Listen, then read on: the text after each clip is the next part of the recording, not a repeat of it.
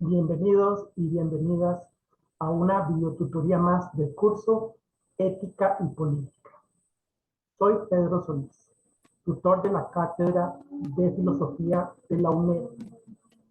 Estoy encargado de abordar los capítulos 10, 11 y 12 de la unidad didáctica que versan sobre los maestros de la sospecha, como lo fueron Marx, Nietzsche y Freud. Se les denomina así porque realizaron una crítica radical a los supuestos en los que se basa el pensamiento occidental. Empezaremos con Marx, capítulo 10, quien da cuenta de cómo creamos ideologías para justificar sistemas económicos injustos. Luego veremos a Nietzsche, capítulo 11, que muestra cómo la filosofía y la religión persiguen valores equivocados. Y finalmente Freud, capítulo 12, quien afirma que la cultura es la principal causante de la represión de nuestros impulsos más vitales.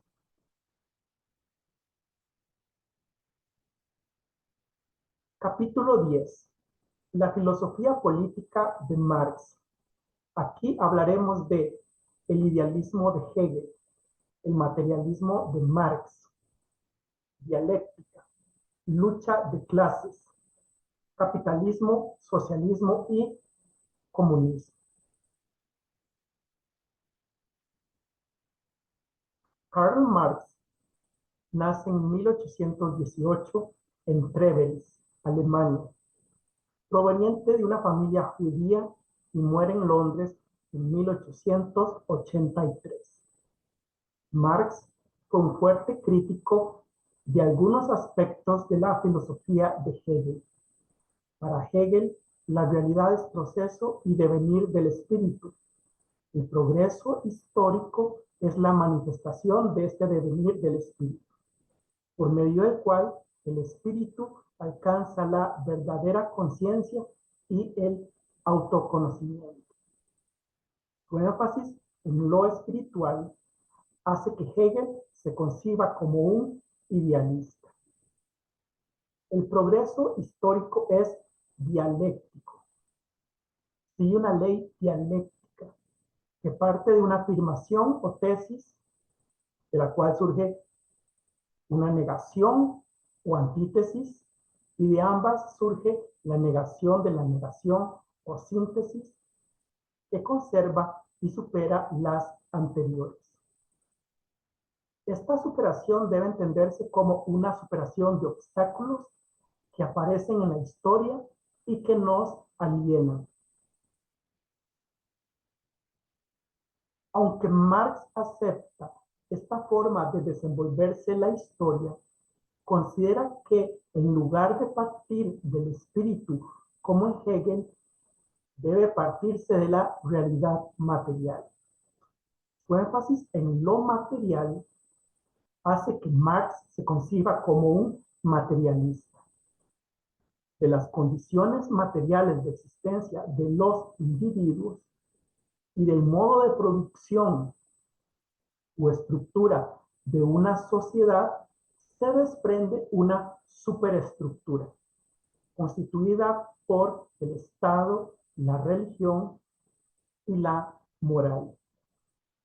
Es así que la estructura condiciona la superestructura, y la superestructura no hace más que justificar la estructura.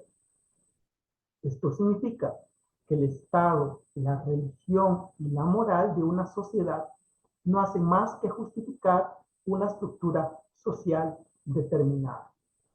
De eso trata el materialismo de Marx. La estructura de la sociedad que Marx teorizó es la sociedad capitalista de la revolución industrial, una forma particular de producir caracterizada por el desplazamiento de la agricultura hacia la industria, donde se busca, por medio de la tecnología, hacer más barata y eficiente la producción a expensas de las condiciones laborales de los trabajadores. Esto conlleva a un conflicto de intereses. Por un lado, vamos a tener a los burgueses, que son los propietarios de los medios de producción, por ejemplo, las fábricas. Y por otro lado, los proletarios que prestan su mano de obra para poner en funcionamiento esos medios de producción.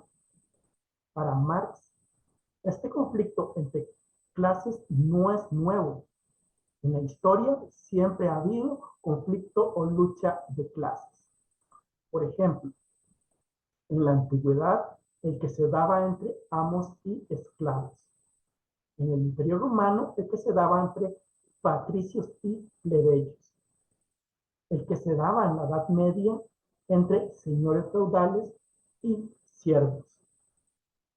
Lo interesante del conflicto moderno entre burgueses y proletarios es que la burguesía al principio ejerció un papel revolucionario para superar al feudalismo, un modo de producción ineficiente que no permitía el crecimiento económico ni el progreso social.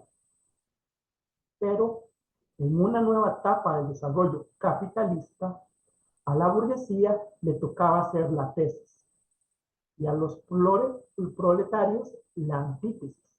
Así que, según la ley dialéctica ya esbozada por Hegel, debía ocurrir necesariamente una superación de ambas.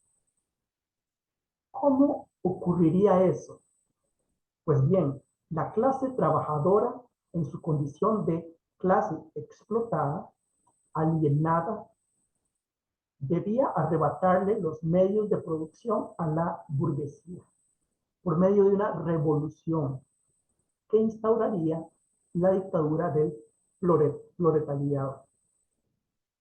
Esto generaría un Estado socialista, superior al Estado liberal burgués, dado que los medios de producción no serían privados, sino estatales.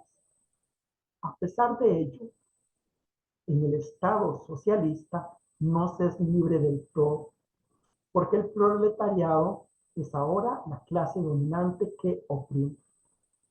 Por eso Marx considera que deberá llegar un momento en que los antagonismos sociales desaparezcan y ya no haya necesidad de mantener un Estado que legitime la opresión. Porque todos habrán superado la alienación y se convertirán en personas libres. En este momento surgirá el comunismo como negación de la negación o nueva síntesis en la historia de la humanidad, que superaría tanto al capitalismo como al socialismo. Pregunta.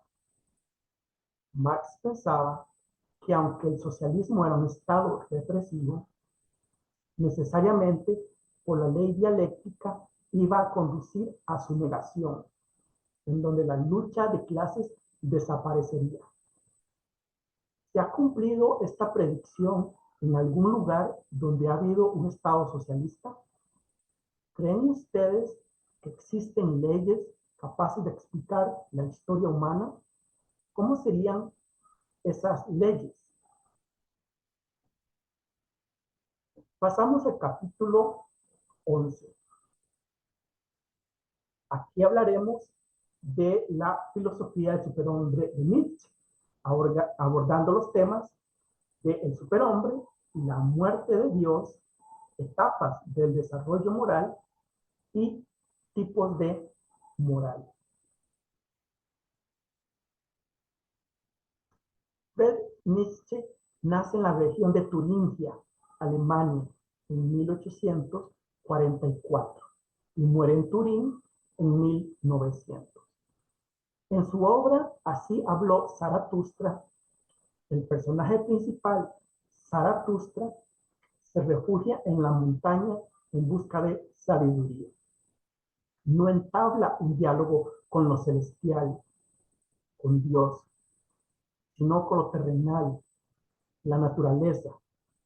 Al regresar de la montaña, decide compartir sus experiencias con los hombres, en el lenguaje de lo propiamente humano, no de lo divino. Para él, el momento más importante de la historia humana no es el nacimiento de Cristo, sino la muerte de Dios. Esta muerte significa la desaparición de todos los valores que le impiden al individuo avanzar. Y con la desaparición de estos valores se abre la posibilidad de un hombre nuevo, al cual va a llamar superhombre. Este superhombre no va a buscar la trascendencia en Dios, solo busca trascenderse a sí mismo para conquistarse a sí mismo. Para ello debe pasar por 3 etapas: la del camello, la del león y la del niño. Estas etapas son etapas de desarrollo moral. En la etapa del camello, el hombre se doblega a los ídolos religiosos y la autoridad política, sometiéndose a sus mandamientos y deberes. En la etapa del león, el hombre reniega de los valores religiosos y deberes impuestos por la autoridad política. Pero su libertad es solo negativa. Ahora solo está desembarazado de las cargas de la religión y el Estado. Falta que ascienda a una nueva etapa, que es la del niño. Aquí el hombre ejerce su libertad positiva para crear nuevos valores.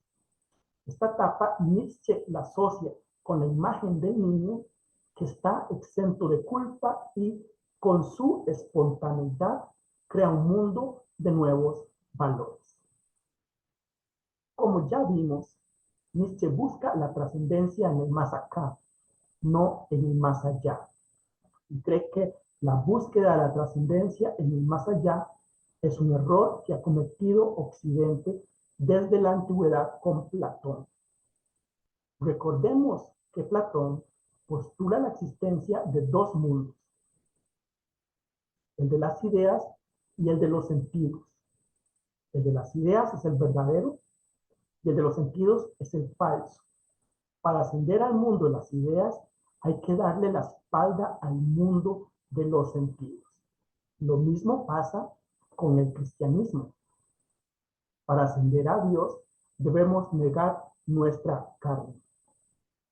Una vez que desaparezcan estas ideas, lo que Nietzsche llama la muerte de Dios, lo bueno y lo malo adquirirán otro significado. Lo malo ahora será darle la espalda a nuestros sentidos y negar nuestro cuerpo. Y lo bueno será entonces guiarnos por nuestros sentidos y afirmar nuestro cuerpo. Nietzsche postula 2 tipos de moral. Una moral de los esclavos, producto de la creencia en las filosofías idealistas y religiones monoteístas, y una moral de los señores, producto de la negación de estas filosofías y religiones. Lo que han hecho estas filosofías y religiones es que interioricemos un sentimiento de culpa y de inferioridad, y a eso le han llamado conciencia moral. En cambio, Nietzsche nos insta a ir más allá del bien y el mal, tal como son concebidos en la actualidad en Occidente, para que una vez liberados de esta conciencia moral, podamos vivir como el niño que aún no sumido en la culpa, enfrenta la vida como un juego permanente. Pregunta. Ciertamente el mundo es un lugar de contrastes, donde encontramos actos de crueldad y actos de misericordia, actos de soberbia y actos de humildad, actos de rudeza y actos de ternura. Tiene razón Nietzsche en que los actos de crueldad, soberbia y rudeza son más afirmadores de la vida que los actos de misericordia, humildad y ternura. ¿Pueden ustedes elaborar un contraargumento a la posición nietzscheana?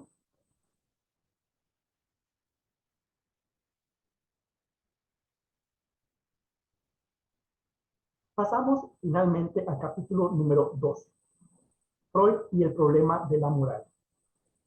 Aquí hablaremos de el método de Freud, las dos tópicas del psiquismo, las etapas del desarrollo sexual y del malestar en la cultura. Sigmund Freud nace en Freiberg, en la actual República Checa, en 1856, procedente de una familia judía. Entre 1885 y 1886, entra en contacto con las técnicas hipnóticas desarrolladas por Charcot para acceder y liberar a los pacientes del trauma, descartando luego dicho método. Entre 1882 y 1895, entabla vínculo con Brauer, de quien aprende el método catártico, pero termina abandonando dicho método porque, según él, recordar continuamente el trauma no supone más alivio para el paciente. De ahí que desarrolle él mismo el método de la asociación libre, con el objetivo de descifrar los sueños de los pacientes y aplacar su sufrimiento. A causa del ascenso del nazismo, abandona Austria, donde residía, para instalarse en Inglaterra, donde muere en 1939.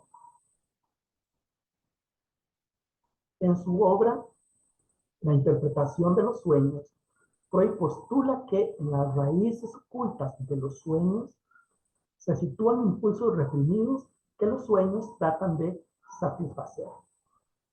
En el psiquismo humano hay tres sistemas que conforman la primera tópica del psiquismo.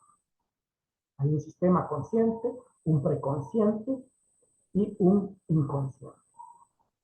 Lo consciente está en la superficie y se limita a percibir y obedecer los impulsos que provienen de lo inconsciente y preconsciente. Lo inconsciente es la parte más importante de nuestra psiquis, de donde emergen nuestros impulsos. Y lo preconsciente ocupa un lugar intermedio entre lo consciente y lo inconsciente, donde se encuentran los contenidos que pueden ser accesados por lo consciente.